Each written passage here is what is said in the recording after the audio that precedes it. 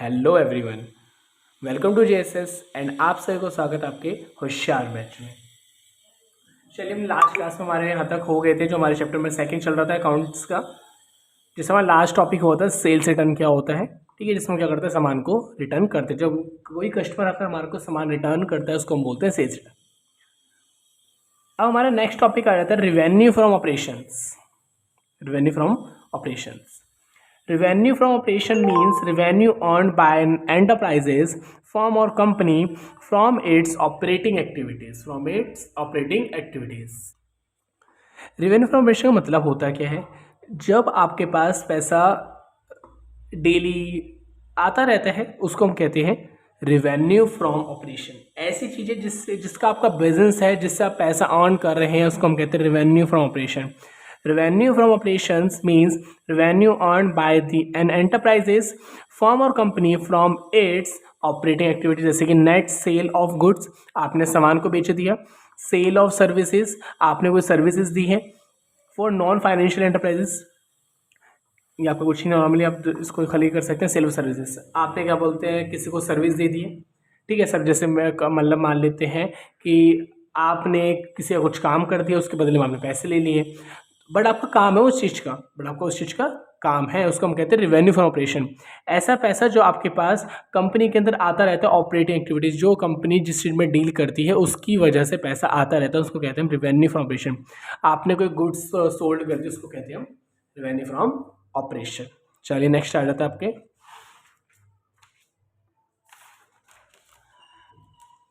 अब next topic जो आपका रहता है गुड्स होते क्या है, चलिए देखते हैं। सबसे पहले हम goods are the physical item of trade that are purchased और मैन्युफैक्चर्ड टू बी सोल्ड। कहता है गुड्स होता क्या है, जो क्या करते हैं, सामान को खरीदते हैं, बट वो फिजिकल आइटम होती है जो हमारे को सामने से दिख रही होती है। Of trade that are purchase और मैन्युफैक्चर टू बी सोल्ड, जिस चीज़ को हम परचेज करते हैं उसको मैन्युफैक्चर करते हैं बेचने के लिए। गुड्स क्या होता है कि आप सामान को खरीदते हो, आप उसी को से जैसा खरीदा वैसी कैसे सेम टू सेम किसी कस्टमर को बेच दोगे। तो आपके घर के आसपास शॉप्स होती है, वही तो करते हैं। वो बिस्किट का पैकेट लेके आता हो, फिजिकल आइटम है जो हमारे को दिख रही है सामने से, वो उसको लेके आता हो और आपको बेच देते, कुछ भी चेंज नहीं करते।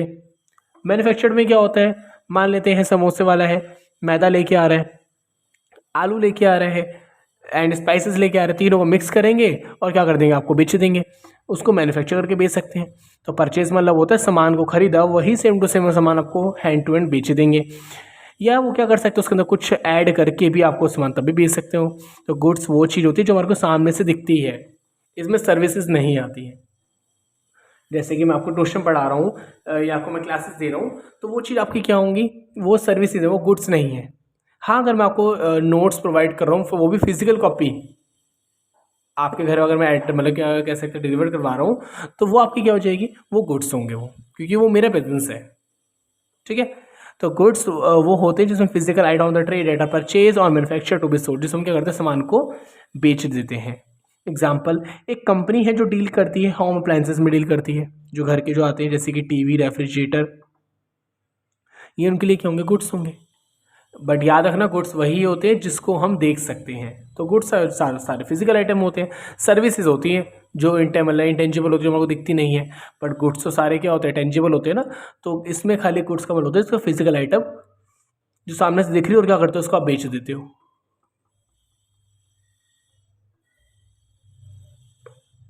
अब आपका आ जाता है स्टॉक और इन्वेंट्री क्या होता है।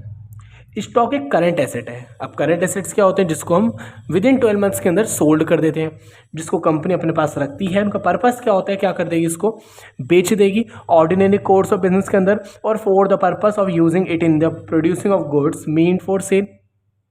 कंपनी का उद्देश्य है क्या करना है, इसको खरीदना और क्या कर देना, फिर इसको बेच देना, बट कंपनी अपने पास ऐसा नहीं है कि क्या बोलते हैं, खाली अगर मार्केट में कोई नया टीवी, नया फ़ोन लॉन्च हो तो अपने पास एक ही फ़ोन रखेगी, उसका स्टॉक रखती है अपने पास। और वो स्टॉक कंपनी के लिए क्या होता है, करंट एसेट, क्योंकि कंपनी को पता है वो स्टॉक मेरे जल्दी से जल्दी क्या हो जाएगा, सोल्ड आउट हो जाएगा। तो कंपनी का इसका पर्पस होता है, मैं इसको क्या कर दूँ, जल्दी से कोर्स ऑफ बिजनेस, मतलब कि जिस 1-2 दिन के अंदर या 5 दिन के अंदर क्या कर दूँ, उसको मैं सोल्ड कर दूँ। हर बिजनेस का पर्पस होता है कि जब मैं सामान लेगा मेरे सामान तभी बिक जाए। वो लेट बिकता बात अलग है, बट हर कंपनी चाहती तो ना मेरे सामान तभी का तभी बिक जाए। तो वही चीज़ आपसे कहता है कि स्टॉक आपका करंट एसेट है जिसको कंपनी अपने पास होल्ड करके रखती है,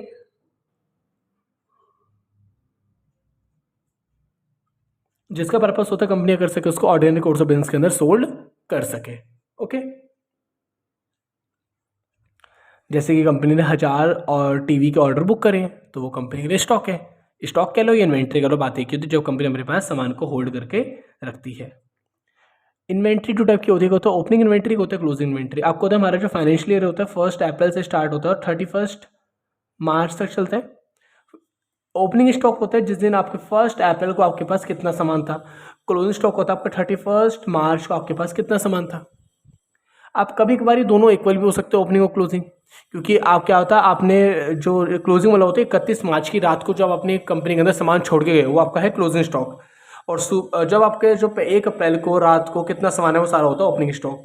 क्या पता आपने 1 अप्रैल को सामान थोड़ा सा और मंगवा लियो, 1 अप्रैल को सामान थोड़ा सा और मंगवा लियो, तो opening stock closing stock equal नहीं होंगे। आप क्लोजिंग स्टॉक 31 तारीख को आप कितना छोड़ के गए थे, मान लेते हैं 20 टीवी छोड़ के गए थे आप, ठीक है।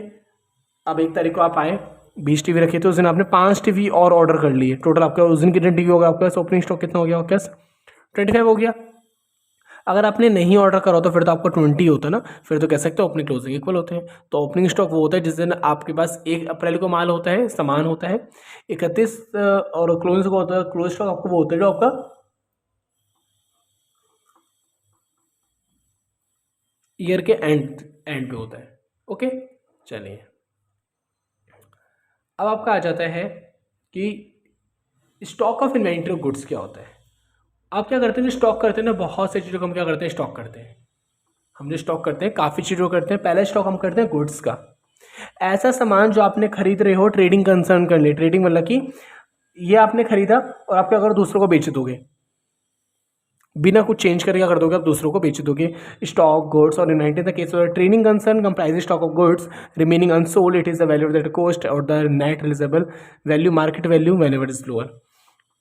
स्टॉक की हमेशा वही वैल्यू ली जाती है जो कम से कम होती है। अभी हम आगे जाएंगे, क्वेश्चन आएंगे तो हम इसको बड़े अच्छे तरीके से समझ लेंगे। अभी आपको बस ये समझना है कि स्टॉक ऑफ इन्वेंटरी गुड्स क्या होता है। जो आप क्या करते हो, आप गुड्स के स्टॉक करके रखते हो। अगर एक मान लेते हैं विजय सेल्स इलेक्ट्रॉनिक कंपनी है, वहाँ पर टीवीज़ रखे हुए हैं, क्या वो टीवी बनाने के लिए रखे हैं, बेचने के लिए रखे हैं, खाली बेचने के लिए रखे हैं। अब विजय सेल्स का काम क्या है कि टीवी इधर से खरीदते हैं और इधर बेच देते हैं, बस इधर से खरीदते हैं इधर बेच देते हैं, एक जगह से खरीदा एक जगह से बेच दिया। क्या उसमें कोई भी चेंज करते हैं, वो कुछ ऐड करते हैं, नहीं कुछ भी ऐड नहीं करते। तो आपको क्या हो जाता है, वो कभी कभार company stock of inventory goods भी रखती है, कभी कभार कंपनी स्टॉक और इन्वेंटरी ऑफ रॉ मटेरियल भी रखती है। जैसे मान लेते हैं अब समोसे वाले अंकल थे, वो क्या करते थे अपने पास मैदा लिया है, आलू लिया है, स्पाइसेस लिया है, ये सब चीज़ें इकट्ठी कर रहे हैं ना, वो इन्वेंटरी रख रहे हैं किस चीज़ की, रॉ मटेरियल की। अभी वो क्या करेंगे, उसको कंप्राइज करेंगे, चेंज कर देंगे, उसको यूजफुल गुड्स के अंदर उसको चेंज कर देंगे। नेक्स्ट आपका आ जाता है work in progress. Work in progress में लगा था it is a stock of the date is the process to be being finished. अभी ऐसा सामान जो भी फिनिश नहीं हुआ है, बस होने ही वाला है। जैसे मान लेते हैं टीवी बन रहा था और जो जॉब का टाइम होता है 2 बजे से लेकर 6 बजे तक का टाइम होता है, मान लेते हैं, या ऐसे मान लेते हैं 10 बजे से लेकर 6 बजे तक का टाइम होता है। आपने करा 10 बजे, जब वो लेबर आई आपने उनको कहा कि भाई टीवी बना दो, उन्होंने टीवी बनाने बैठी और ना 6 बज गए और टीवी अभी आधा ही तैयार हुआ है, पूरा तैयार नहीं हुआ है, उसको बोलते हैं वर्क इन प्रोग्रेस। घर बन रहे होते हैं, एक दिन में तो घर बन नहीं जाता, तो वो घर क्या होता है आपका वर्क इन प्रोग्रेस होता है। अभी वो घर बन रहा है, it is a stock that is in the process of being finished, that is they are the partially finished goods. It is a value at an aggregate of cost of raw material, used cost of labor, other production cost। इसमें क्या होती है, बहुत सारी cost इसमें including हो जाती है आपकी। तो वर्क इन प्रोग्रेस में लगे तो सामान क्या होता है आपका बन रहा होता है, पूरा बना नहीं होता, बस वो क्या होता है प्रोसेस में होता है। अब आपका आ जाता है ट्रेड रिसीवेबल। क्या होता है ट्रेड रिसीवेबल का फॉर्मूला होता है डेटर प्लस में बिल रिसीवेबल। समझते हैं क्या होता है, अच्छे समझ लेना, क्योंकि जब आपको ट्रेड रिसीवेबल समझ आ गया तो आपको ट्रेड पेबल भी समझ आ जाएगा अच्छे से, दोनों सेम ही है। और ट्रेड पेबल का फॉर्मूला होता है क्रेडिटर प्लस में ट्रेड पेबल्स।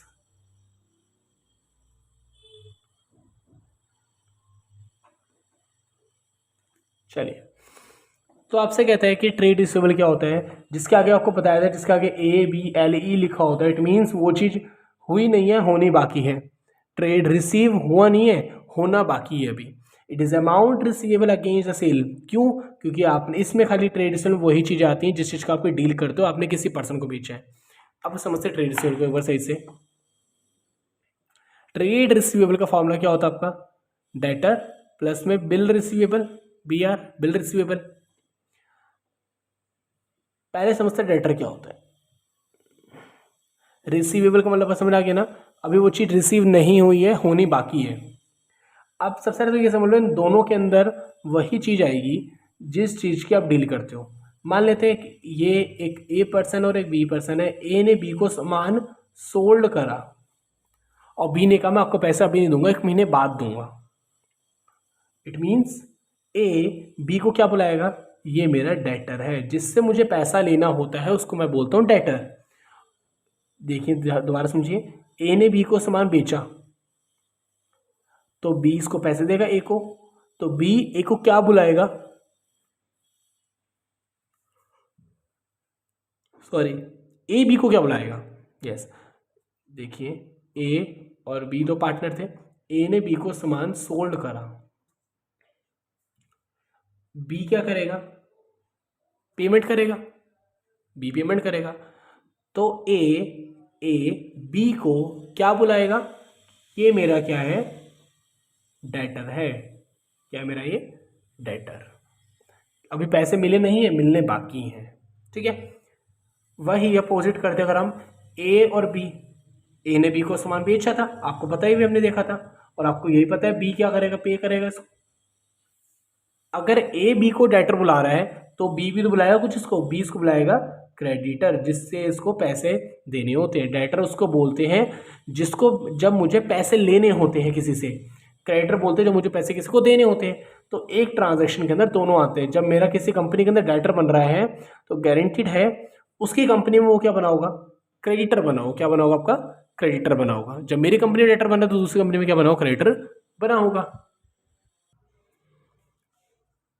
बट अब आते हैं, अभी हमने देखा डेटर और बिल रिसीवेबल। अब इन दोनों में फर्क क्या है? डेटर और बिल रिसीवेबल इधर देखते हैं। इधर एक ए पर्सन था और एक बी था। ये अपने पास रिकॉर्ड करेगा अगर ए ने बी को सामान सोल्ड करा है तो बी लिखेगा कि मैंने करा है सामान को सेल करा है। बट बी क्या लिखेगा?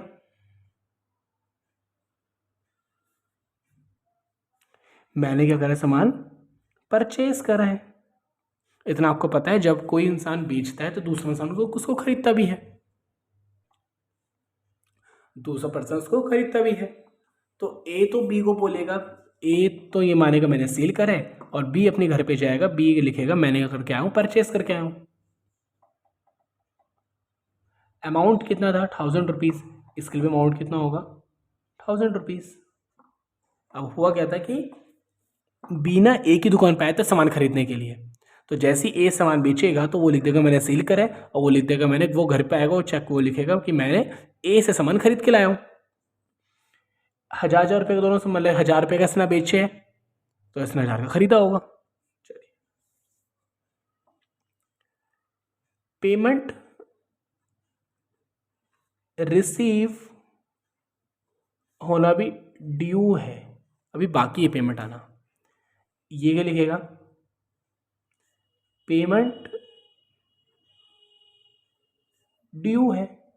अब आपको दो बार पेमेंट लिख दिया।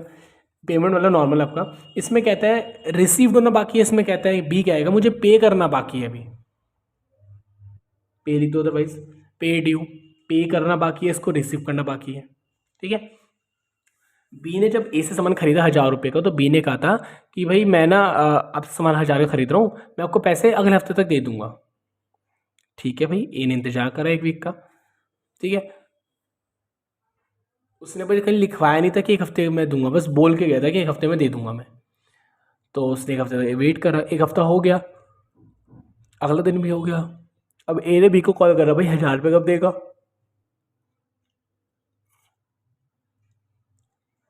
बी ने कहा रुक जाओ, 5-6 दिन दे दूंगा पक्का। ए 5-6 दिन और वेट कर लिया, ए ने कहा चलो कोई नहीं, दे देगा 5-6 दिन में। बट फिर क्या हुआ कि 5-6 दिन भी हो गए। अब दोबारा कॉल करा ए ने कि भाई वो आपने कहा था 5-6 दिन में, क्या कहा हाँ देता हूँ, बस एक हफ्ता और रुक जाओ। ए को ये पता चल गया क्या कर रहा है, पैसे देने में ड्रामे कर रहा है, बहाने बना रहा है। तो ए क्या करेगा, कहेगा भाई ऐसे करो, मुझे फिक्स डेट बता दो कब दोगे। कहेगा पक्का ना आपको मैं मान लेते जो डेट थी ना इसकी, जब खरीदा था सामान बेचा था, तो वो थी 15 अप्रैल थी। जो डेट थी क्या थी आपकी, 15 अप्रैल। वरना आज की मान लो, जैसे आपकी आज 19 अप्रैल है, ठीक है, जैसे आपके 19 अप्रैल है आज, तो आपने क्या करा 19 अप्रैल लिख लिया।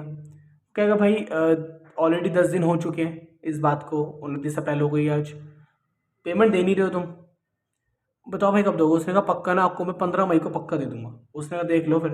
उसने कहा ठीक है। उसने लिख दिया 15 मई को पेमेंट रिसीव होगी फ्रॉम बी से।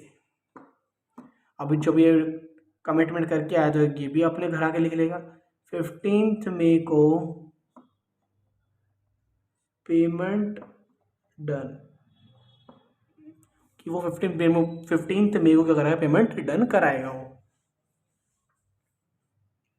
अब कहने से तो कुछ हुआ नहीं, इसने कह दिया 15 तारीख को, अब वो सब लिखित में हो रहा है। अब कंपनी करेगी, अब यहाँ पर और यहाँ पर 2 लाइन खींचेगी और यहाँ पर कंपनी अपने साइन कर देगी, ठीक है। और इसके अगर ए कंपनी है तो अपने साइन कर देगी, अगर ये बी कंपनी अपने इधर साइन कर देगी, ठीक है। बट अब बच्चा जो ए करेगा वो क्या करेगा,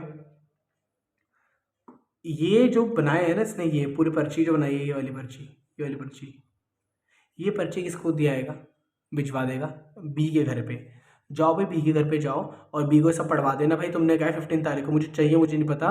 और वो जब पढ़ ले तो कह देना उससे साइन कर देगा बी अपने साइन कर देगा यहाँ पर। और यहाँ पर कौन साइन कर देगा, अपने ए।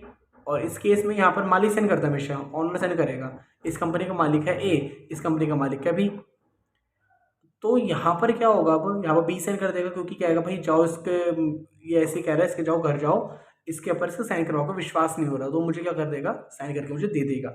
वो जाएगा इसके घर, वो साइन करेगा इसके ऊपर कि हाँ भी मैं 15 तारीख को पक्का दे दूंगा।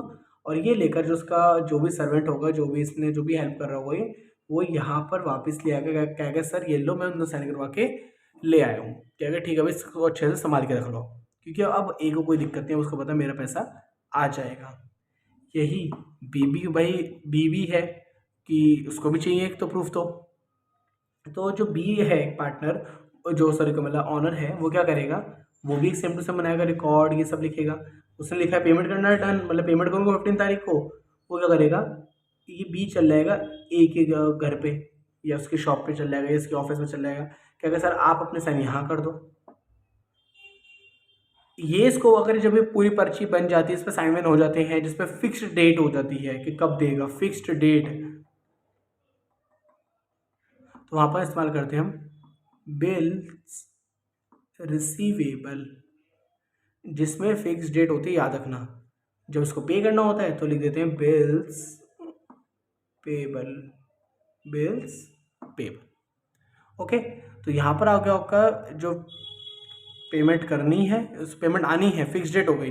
दोनों के अंदर कह सकते हैं डेट फिक्स हो जाती है, इसको हम कहते हैं bill receivable.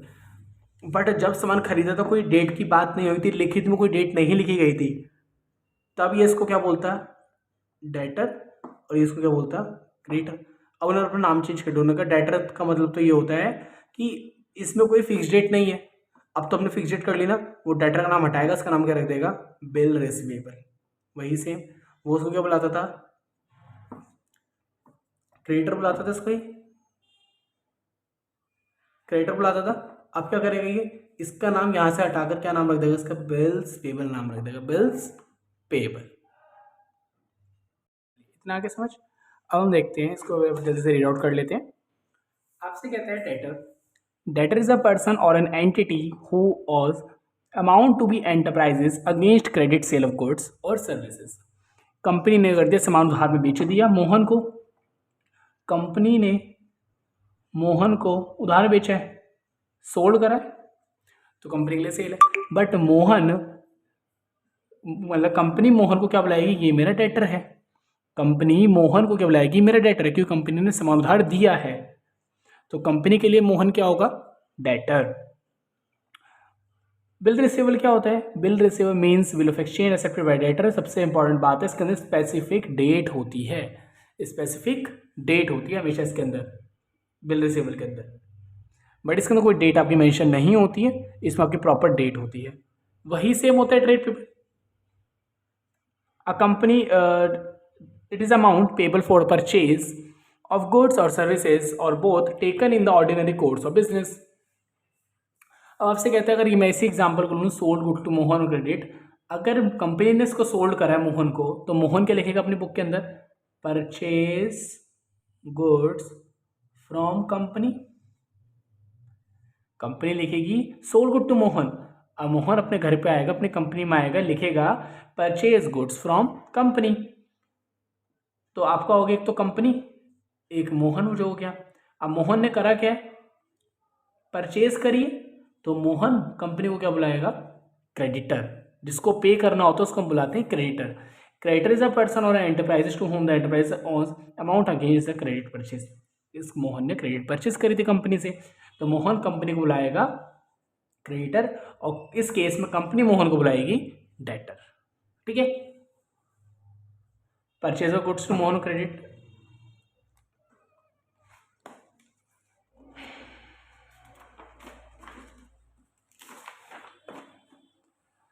Bills payable means a bills of exchange accepted by the person or enterprises at the amount of which will be payable on the specified date। इसमें क्या होती है, आपकी स्पेसिफाइड डेट होती है, और क्रेडिटर में आपकी स्पेसिफाइड डेट नहीं होती है। अब आ जाता है कॉस्ट क्या होता है। It is amount of expenditure incurred और attribute to a specified articles, product or activity, in other words expense on purchasing or manufacturing goods। Cost का मतलब होता है सामान को बनाने की टोटल कॉस्ट कितनी लगी है। हम सोप का एग्जांपल पहले भी लिया था हमने, सोप को बनाने में कितना खर्चा लगा है, टोटल एक सोप बनने में लगी है 40 रुपये, उसको हम कहते हैं कॉस्ट। ठीक है, इसमें आपके सब कुछ आ जाते हैं, लेबर चार्जेस, रेंट वेंट सब कुछ आ जाता है, आपका स्टेशनरी हो गया, सब कुछ इसमें आपका इंक्लूडिंग हो जाता है, तो उसको हम कहते हैं आपकी कॉस्ट। वाउचर क्या होता है, इसके ऊपर हमारा पूरा चैप्टर नंबर 7 है, इसको वैसे तब अच्छे समझेंगे, वैसे खाली वाउचर की डेफिनेशन पढ़ लेते हैं बस।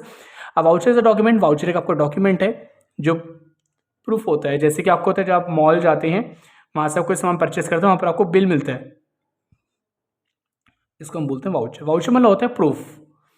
अगर आपने कोई एक फ़ोन परचेस करा है, तो फ़ोन के साथ आपको बिल मिला होगा ना, तो उसको बिल को बोलते हैं हम वाउचर। क्या बोलते हैं, वाउचर। अब आता है आपका टाइप्स ऑफ वाउचर। पहला वाउचर का नाम क्या होता है, source voucher, source document, supporting documents. ठीक है, पहले हमारे टोटल 2 टाइप्स होते हैं, first and second. First type आपका सोर्स वाउचर, इसका अदर नेम है सोर्स डॉक्यूमेंट, इसका अदर नेम है सपोर्टिंग डॉक्यूमेंट। नेक्स्ट आपका आ जाता है अकाउंटिंग वाउचर्स। क्या आ जाता है आपका, अकाउंटिंग वाउचर्स। फिर आपका आता है डिस्काउंट। डिस्काउंट क्या होता है, it is the reduction in the price of goods or from the amount to be paid to a customer by the enterprises.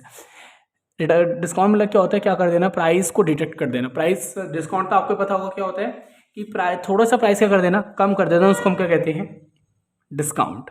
It is a reduction in the price of goods or from the amount to be paid to a customer by the enterprises. कंपनियां कर देती है थोड़ा goods का price क्या कर देती है, कम कर देती है, उसको हम कहते हैं डिस्काउंट।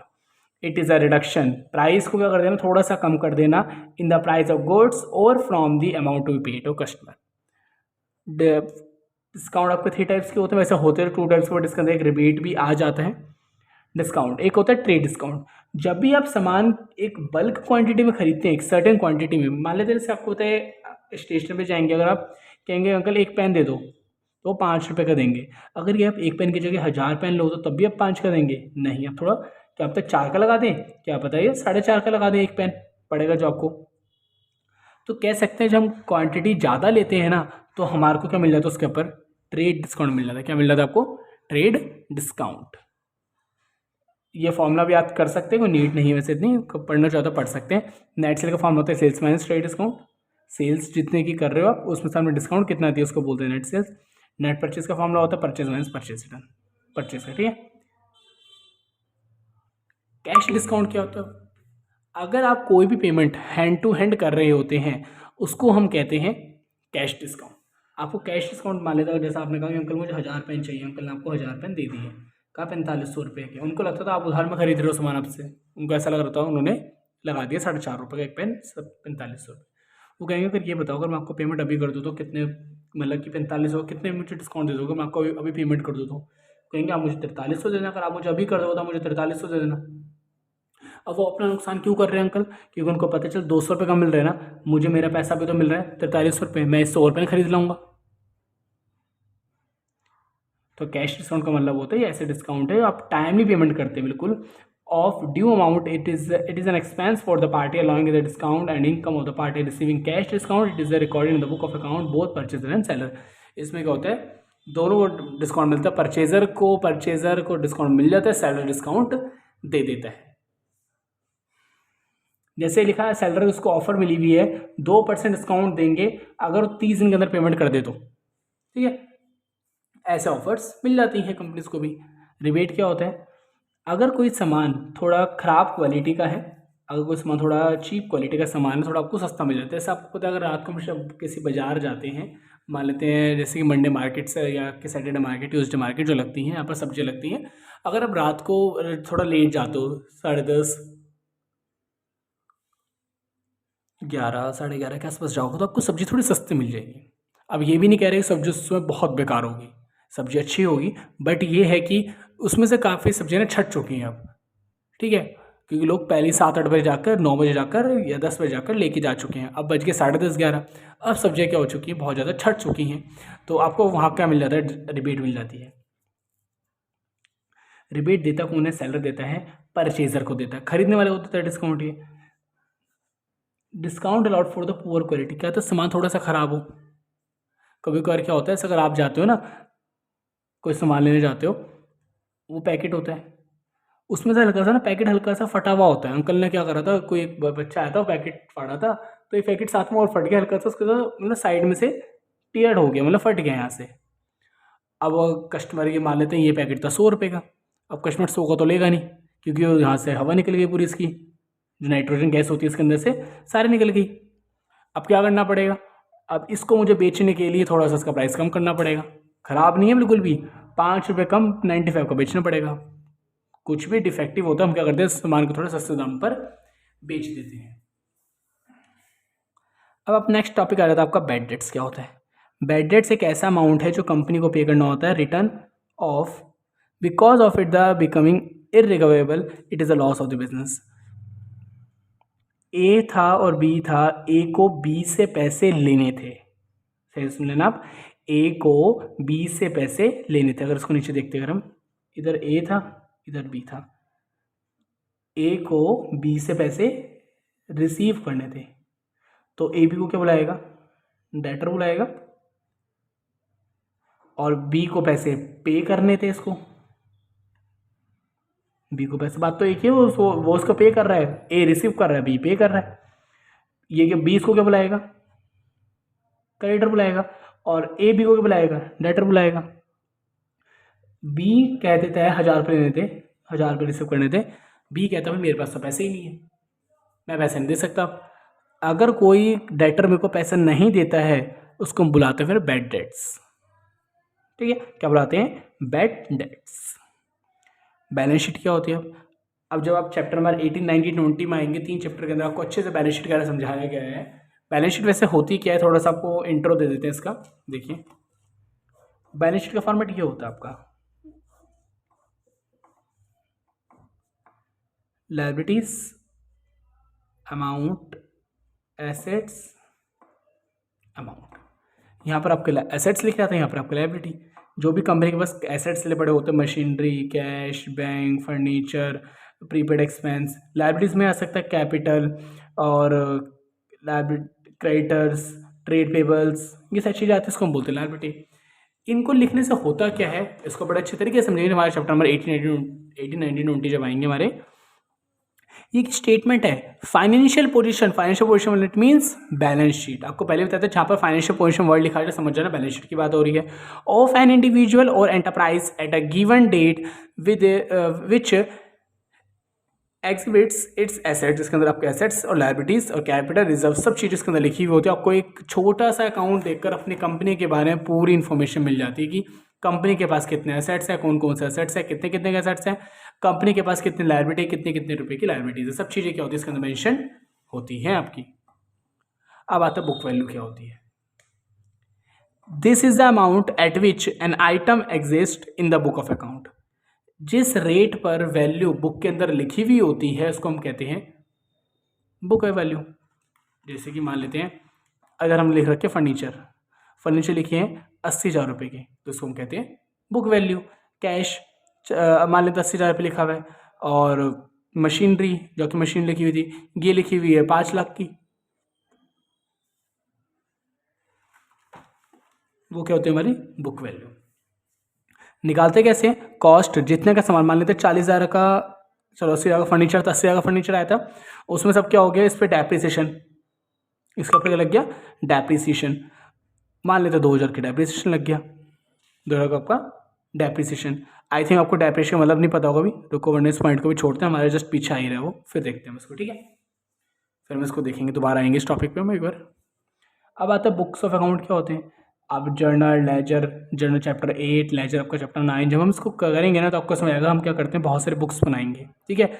द रिकॉर्ड, जहाँ पर हम ट्रांजेक्शन्स को रिकॉर्ड करते हैं उसको कहते हैं बुक्स ऑफ अकाउंट। कहाँ कहाँ करते हैं, जर्नल के अंदर करते हैं, और एक हम इसको लेजर के अंदर, जर्नल के अंदर करते हैं और एक लेजर में करते हैं, उसको हम कहते हैं बुक्स ऑफ अकाउंट।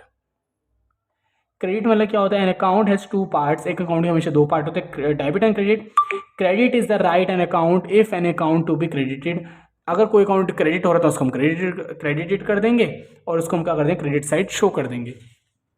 इतना इंपॉर्टेंट बिल्कुल भी नहीं है। डेबिट में लिखा हुआ है 2 पार्ट होते हैं, डेबिट और क्रेडिट। लेफ्ट साइड होगा debit side, while the right side the credit.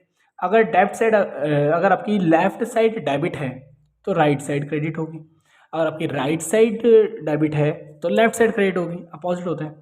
If an account is to be debited and is to debit side, अगर कोई एंटर में डेबिट हो रही है उसको डेबिट एंटर कर देंगे। इंपॉर्टेंट इतना नहीं है, अभी भी कहूँगा इतना अमाउंट आपका ये नहीं है। अब नेक्स्ट आ गया आपका depreciation. Depreciation is the fall in the value of the assets because of usage और विद इफेक्ट्स ऑफ टाइम और ऑब्सोलेंस ऑफ और एक्सीडेंट। डेप्रिसिएशन मतलब क्या होता है, अगर आपने मान लेते हो कोई कार परचेस करी है 10 लाख रुपीज़ की, क्या उसकी वैल्यू 1 मंथ बाद सेम होगी, नहीं, उसके ऊपर काफ़ी सारे स्क्रैचेस आ चुके होंगे, ठीक है। आप कह रहे हो बट मैंने तो चलाई ही नहीं है, फिर भी कंपनी ऐसा मानती है अगर एक बार गाड़ी अगर शोरूम से बाहर निकल जाती है तो उसकी वैल्यू कम हो जाती है हैंड टू हैंड। मान लेते अगर आपने जस्ट आपका शोरूम था, जस्ट आपने कार बाहर ही निकाली थी, बस यहाँ पर कार खड़ी करी थी, अगर आप उनको दोबारा बेचने जाओगे ना तो कंपनी इसके ऊपर डेप्रिसिएशन चाहे 1,000 रुपये, चाहे 2,000, 10 लाख के ऊपर 1,000 या 2,000 या 5,000 जो भी डेप्रिसिएशन लगाएगी जरूर, इस कॉस्ट पर दोबारा वापस नहीं लेगी 10 लाख पे। तो आपको क्या होता है, अगर मैं 1 मंथ या 2 मंथ की बात करूँ, आपने गाड़ी चलाई भी है, टायर जो थे मतलब मिट्टी के अंदर आए, नीचे रोड पे मतलब ट्रैवल करे वो, तो कह सकते हैं गाड़ी के अंदर ना डेप्रिसिएशन लगता रहता है, ठीक है। गाड़ी के ऊपर धूल मिट्टी जम गई होगी और मतलब इंजन भी स्टार्ट हो गया अब तो धीरे धीरे करके क्या होता है, इसके ऊपर वैल्यू कम होती रहती है। डेप्रिसिएशन मतलब होता है सामान की वैल्यू कम होना, बुक वैल्यू जिस रेट पे खरीदा था उसकी वैल्यू धीरे धीरे करके कम होना बिकॉज ऑफ यूसेज, क्योंकि आप उसको इस्तेमाल कर रहे हो, आपका टाइम निकलता जा रहा है, या ऑब्सोलेंस, अगर गाड़ी ठुक जाती है, टूट जाती है तो उसकी वैल्यू तो आपको पता ही ऑब्वियसली कम हो ही जाएगी। अगर आपने फ़ोन खरीदा तो फ़ोन गलती से गिर गया, उसकी वैल्यू तो ऑटोमेटिकली कम हो जाएगी आपकी। तो आपका आता है कि डेप्रिसिएशन मतलब क्या होता है, सामान की वैल्यू अगर कम हो रही है उसको हम कहते हैं डेप्रिसिएशन।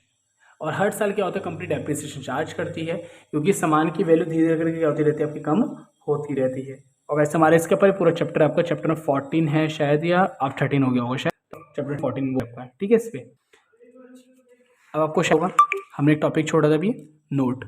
कॉस्ट में से डेप्रिसिएशन माइनस करता हूँ। आपने 80,000 का फर्नीचर खरीदा था, इस साल लग गए 2,000 का डेप्रिसिएशन, फर्नीचर भी के ऊपर भी थोड़ा बहुत स्क्रैचेस तो आते ही है ना, तो आपके सामान की वैल्यू रहेगी 78,000।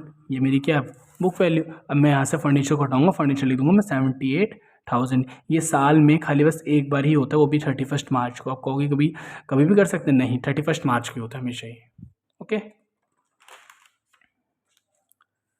चलिए नेक्स्ट टॉपिक पर आ जाते हैं, एंट्री क्या होती है? ऐसी ट्रांजैक्शन जो बिजनेस से रिलेटेड करती है उसको हम कहते हैं एंट्री। आपने कोई सामान बेचा, आपने कोई सामान खरीदा, आपने कंपनी के अंदर पैसे ऐड करे, कंपनी से पैसे निकाले, कोई आपने क्या बोलते हैं फर्नीचर परचेस कर लिया, मशीन परचेस कर ली, सैलरी पेमेंट करी, इलेक्ट्रिसिटी बिल पे करा, वाटर बिल पे करे, सारे के सारे क्या आपके ये एंट्रीज हैं। आ ट्रांजेक्शन एंड इवेंट जिसको हम बुक के अंदर रिकॉर्ड करते हैं debts called the entry. Insolvent क्या होता है? इंसॉल्वेंट एक ऐसा पर्सन है कि ऐसी एंटरप्राइजेस है which is not in a position to pay its debts, जो इस पोजीशन में नहीं होता जो क्या कर पाए, डेट्स को पे कर पाए, तो वो उसको हम कहते हैं इंसॉल्वेंट। इंसॉल्वेंट मतलब कि मुझे बैड डेट से बोल सकते हैं इसको भी हम, जैसे हमने लास्ट में पढ़ा भी, आपने 1000 का किसी ने मेरे से सामान खरीदा, वो कह रहा भाई मैं तो पैसे दूंगा ही नहीं, अब वो हो गया इंसॉल्वेंट, जो पे करने की पोजीशन में अब नहीं है, मेरे डेट्स पे करने की पोजीशन में भी वो नहीं है, उसको हम कहते हैं इंसॉल्वेंट। प्रोप्राइटर क्या होता है? प्रोप्राइटर वो होता है जो कंपनी का मालिक होता है। सॉरी, पहले रह गया सॉल्वेंट आपका। सॉल्वेंट एक ऐसा पर्सन 1000 रुपये का सामान बेचा था, वो 1000 रुपये देने के लायक है, उसको हम कहते हैं सॉल्वेंट। जो पर्सन पे कर सकता है अमाउंट उसको हम कहते हैं सॉल्वेंट, जो पर्सन पे नहीं कर सकता हम उसको कहते हैं इनसॉल्वेंट। अब आपका आ जाता है प्रोप्राइटर कौन होता है? जो बिजनेस के अंदर पैसा इन्वेस्ट करता है उसको हम कहते हैं प्रोप्राइटर। जो बिजनेस के अंदर पैसा इन्वेस्ट करता है उसको हम कहते हैं प्रोप्राइटर। द पर्सन, जो ऐसा पर्सन जो invest amount in the business and bears, और सारे रिस्क यही लेता है, क्योंकि आपको तो मालिक के ऊपर ही सारे रिस्क होते हैं, एंड सारा पैसा कौन इन्वेस्ट करता है? प्रोप्राइटर, मालिक ही इन्वेस्ट करता है, उसको हम कहते हैं प्रोप्राइटर। चलिए, अब आपका आ जाता है फाइनेंशियल स्टेटमेंट और फाइनल अकाउंट कौन कौन से होते हैं।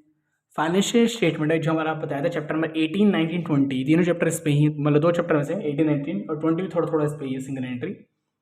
आपसे कहते हैं पहले आपको बनाना पड़ता है ट्रेडिंग अकाउंट, उसके नीचे बनाओगे आप पीएनएल अकाउंट, उसके नीचे बनाओगे फिर आप बैलेंस शीट। ठीक है, trading account, PNL account, balance sheet, 3 account बनते हैं हमेशा, उसको हम कहते हैं फाइनेंशियल स्टेटमेंट और फाइनल अकाउंट।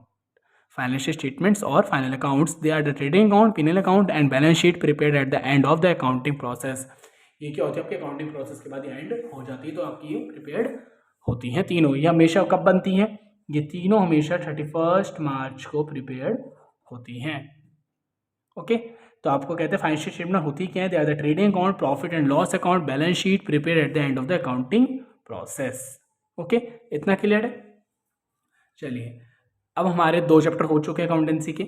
इसको आज का होमवर्क ये है आपका, पहले तो होमवर्क सुन लीजिए आप। आज का आपका होमवर्क ये है, आज हमने पढ़ा आपका, यहाँ से पढ़ा है ना, तो आपको ऐसे करना है। देखो इसमें बहुत सारे डेफिनेशंस हैं, अराउंड आपकी होंगी 30 to 40, शायद 40 अगर सब पार्ट्स की बात करूँ, जैसे कि आपके एसेट्स के 2 पार्ट थे, करंट एसेट, नॉन करंट, इसके 3 पार्ट हैं। इसको अगर इन सबको हम इंक्लूड करें कि करके 1 2 3 4 ऐसे करके गिने, तो आपके अराउंड 40 to 45 तो होंगे। ठीक है, आपको करना क्या है, डेली आपको, जिस बच्चे से 5, अदरवाइज हो सके तो अच्छी बात है 10। ठीक है, आपको 10 या 5 तो डेली याद करनी है, 5 एक दिन में याद करनी है, नेक्स्ट डे आपको 5 पहले रिवाइज करनी है जो आपने कल याद करी थी, फिर आपको +5 और कर देनी है। 5 तो हमने जो पहले कल याद करी थी, +5 और कर देनी है। नेक्स्ट डे आपको 10 तो रिवाइज करनी है जो आपने कल करी थी, और प्लस में 5 और जोड़ देना है। अगले दिन आपको फिर ऐसे करते करते आपके 8 या 9 दिन के अंदर चैप्टर अच्छे से हो जाएगा। बिल्कुल ही एग्जाम्पल्स जरूर कर लेना अच्छे से, जो एग्जाम्पल्स के अंदर लिखे, क्योंकि आपके एग्जाम्पल्स भी बड़े इंपॉर्टेंट, वो भी पेपर में बहुत आते हैं। ठीक है, एग्जाम्पल से बहुत ज़्यादा इंपॉर्टेंट है। तो आपको इसकी जो PDF है आपको डिस्क्रिप्शन मिल जाएगी, वहाँ से जाकर डाउनलोड भी कर सकते हैं। और दूसरी बात, अगर आपके कोई अभी भी कोई डाउट है, अगर कोई छोटा डाउट है तो आप मुझे कमेंट करके पूछ सकते हैं। अगर आपको कोई बड़ा डाउट है तो आप अपनी ऑनलाइन क्लास भी कंडक्ट करवा सकते हैं, फ्री ऑफ कॉस्ट है, कोई इसके चार्जेस नहीं है। उसके लिए करना क्या है, डिस्क्रिप्शन में जाएंगे, वहाँ पर आपको कॉन्टैक्ट इन्फॉर्मेशन मिल जाएगी। वहाँ पर जाके आपको अपना मुझे नेम, अपना स्कूल नेम, सब्जेक्ट, किस सब्जेक्ट में डाउट है, क्योंकि इस चैनल पर आपको कॉमर्स के ऑल सब्जेक्ट पढ़ाए जाते हैं, accountancy, maths, economics and BST, और कुछ दिन में आपकी इंग्लिश की वीडियोज़ भी आनी स्टार्ट हो जाएंगी। तो आपको अपना सब्जेक्ट, चैप्टर नेम और किस टॉपिक में डाउट आपको वो सेंड कर देना है। मैं आपकी क्लास जल्दी से जल्दी से स्केड्यूल कर दूंगा कि मैं आपके साथ ज्वाइन हो सकूं। ओके, तो आपको कोई डाउट्स हैं तो आप अपनी ऑनलाइन क्लास भी कंडक्ट करवा सकते हैं। दूसरी बात, ये फ्री ऑफ कॉस्ट है, कोई चार्जेस नहीं है इसके। ठीक है, तो इसके कोई चार्जेस है नहीं, तो आप अपनी ऑनलाइन क्लास भी कंडक्ट करवा सकते हैं। And thank you for watching my video. अगर आपने चैनल को सब्सक्राइब नहीं किया तो सब्सक्राइब कर लीजिए और अपने दोस्तों को शेयर कर दीजिए। Thank you.